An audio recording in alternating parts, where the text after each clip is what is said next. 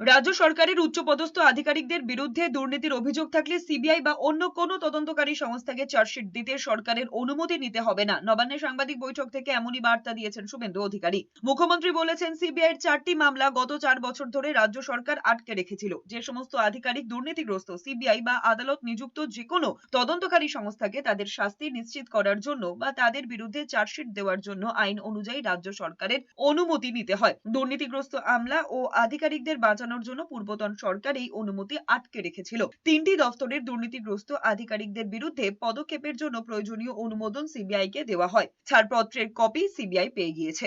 করাপশনের ক্ষেত্রে zero tolerance এবং বিগত ইনস্টিটিউশনাল করাপশনের ক্ষেত্রে তারা যথাযথ ব্যবস্থা নেবে। এই অল্প সময়ের মধ্যে এটি একটি তার বড়